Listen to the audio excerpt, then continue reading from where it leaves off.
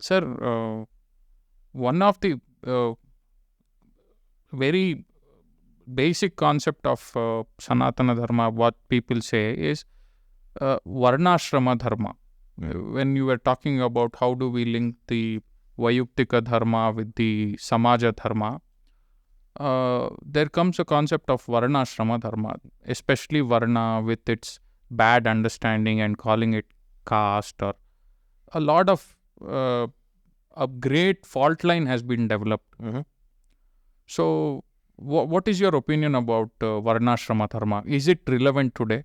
It's not only relevant, that's the only way to live, in my opinion. Okay. Let me explain that, what I mean by that. In the Vedas, which is our basic source for everything, as you probably know, there are 3 types of Vedas and 4 branches, right? So the 3 types are Rig Veda, Yajur Veda and Samaveda. And there's a 4th branch called Atharvana Veda, right? So the Rig Veda is made up of rigs. That means in form of meter. Yeah. Like a poem. Okay. Right? And Yajur Veda is made of prose. So one is poetry, the other is prose, and Samaveda is music. Different. You may say, why do they have that? Why not everything in prose? There's a reason for that. Our people realized Vedavyasa, who originally gave us the Vedas as we know it today, more than 5,000 years ago, he knew that just words will not give you the meaning. Because the meaning of words will change with time, right? So meter, for example, if you read a poetry, suppose there's a good poet, like in our own tradition, if you look at all the Haridasas, right? Their compositions are in different, like if you go to their wonderful people were there in Tamil Nadu, Maharashtra, everywhere, right? In different languages they composed.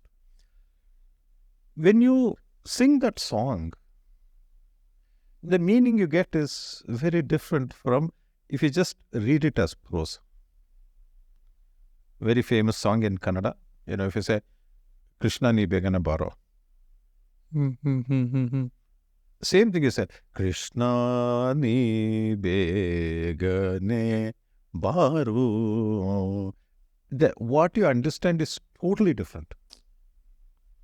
So they realized that music, nada, has meaning, the meter has meaning, and of course the words. Right? So in these 3 Vedas, there's one sukta, which is common to all 3. There's some small variations are there, but most of it is called Purusha Sukta. Very important. They say, the wise ones tell us, that the Bijakshara, which is Omkara, when you expand its meaning, it becomes Gayatri Mantra.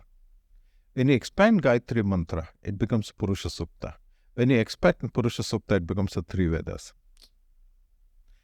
That means all that meaning is, that's why Omkara is called Bijakshara. It's like a seed that will grow into this wonderful tree and give all these fruits. When you look at the seed, it doesn't look like it's so powerful. But you put it in the ground and water it, put fertilizer and keep waiting and all that, it will grow into a wonderful tree and it will create other trees also eventually. Right? So in that Purusha Sukta, there's one very important statement made. Very, very important. It asks a question and answers itself. Okay. Right? The first question they ask is, so in this universe, this whole Vishwa, whole universe, what is the head? What are the shoulders? What is the stomach? And what are the feet? And the Purusha Sukta itself answers. Brahmanasya mukamasit, baho rajanyat uru tadasya dvaisha padbyam shudro yatayacha. So what they're saying is this.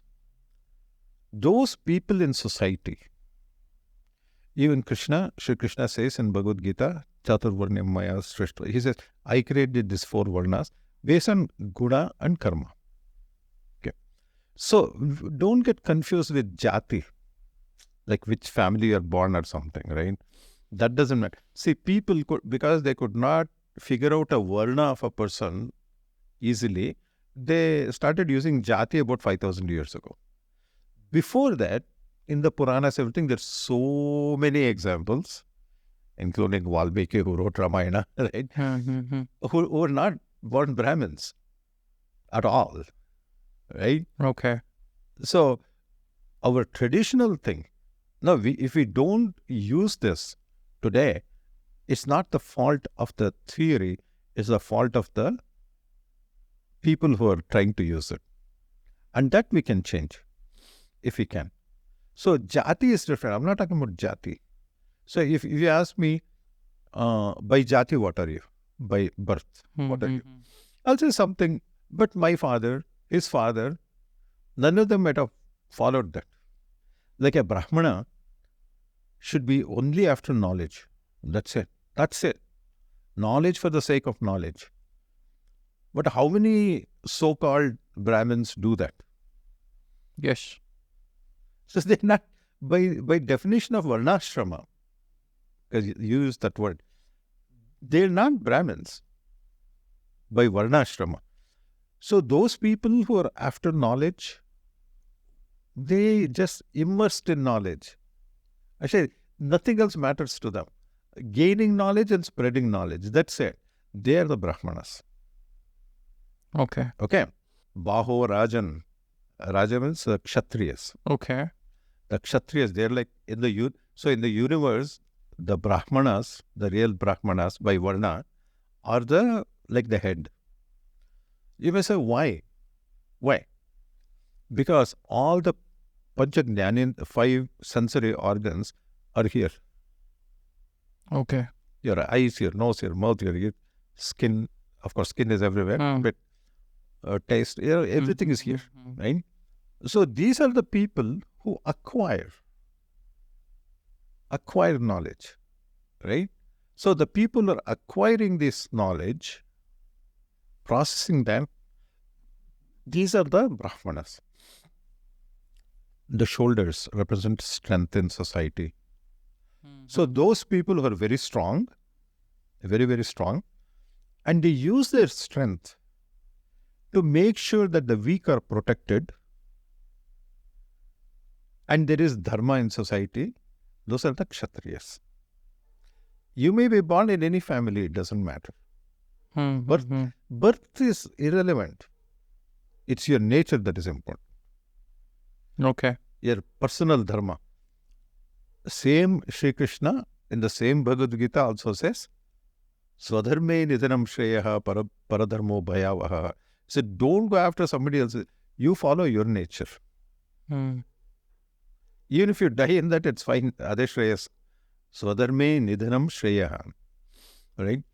So then there are the Vaishyas. Uru. So you have to eat, I have to eat.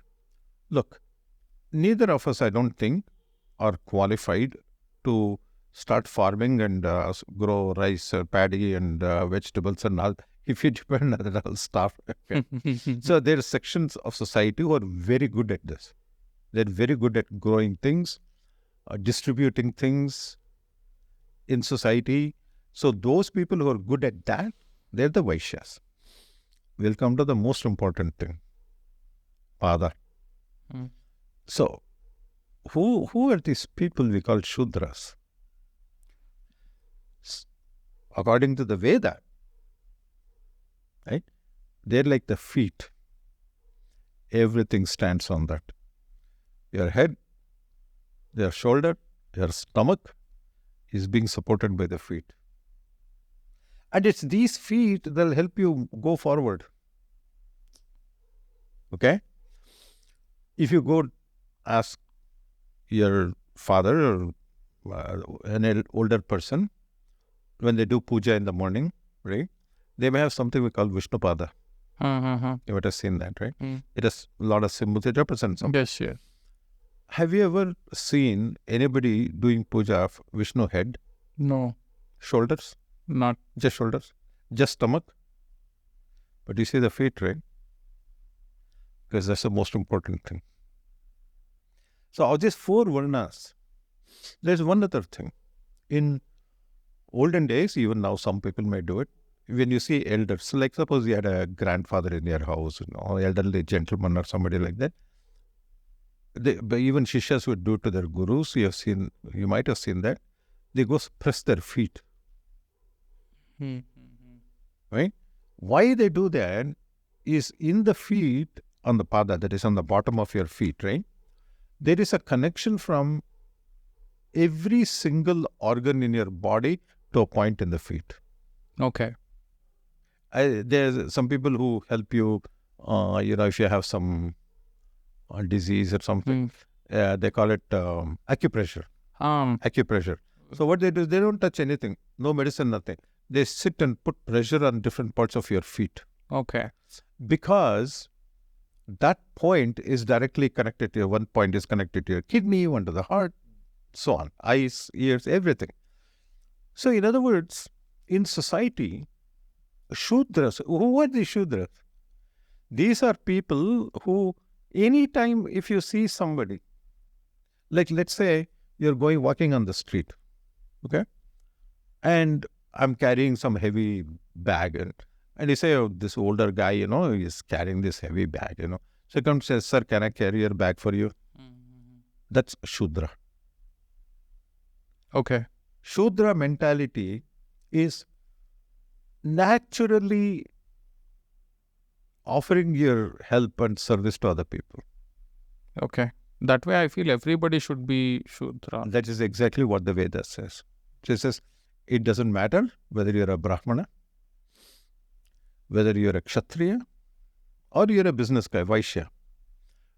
First be a Shudra. First be a Shudra. Then whatever else. Which means, whatever I do, like what we're doing right now, this podcast, you should do it as a service to society and I should do it as a service to society. That's the only way to do anything.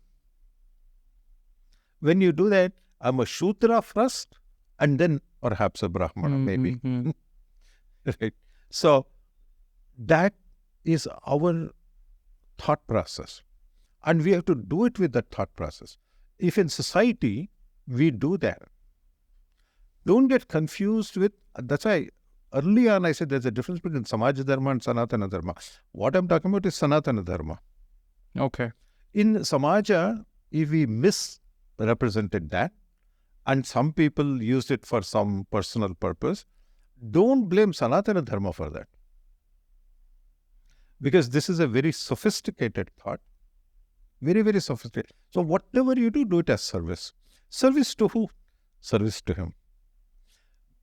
Through society. Okay. Right? So it's all service to him. But you do it through your strengths. See, I should not become, I even tried that, by the way. I started a startup company in 2008. I'm a technical person, right? Okay. I've done a lot of research, published a lot. So I had some ideas that I was no good at it. I was so bad at it, finally I came out and handed it over to American Vaishya.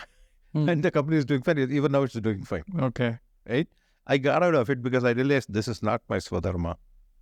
Just because somebody else does it doesn't mean I should do it. Just Krishna said, don't do it. All right? So my thing is, I'm a Krishna Bhakta. So I said, how can I not do that? Right? So I stopped that. I said, it doesn't matter. I don't care what people say. Okay. It's not my dharma. Right? I shouldn't do that. Focus on knowledge. That's it. Just keep doing that. You'll be fine. This is many years ago. Right? By the way, I spent a lot of time and effort. I even took a sabbatical from my university for 1 whole year. I worked full time on this company, morning till night. But even after all that, I just washed my hands off and walked away. Just literally walked away from it. Handed over to a good person who knows that. So, coming back to your point is that VarnaAshrama is very important. Not just to us in Bharat, to mankind as a whole. Okay. Right?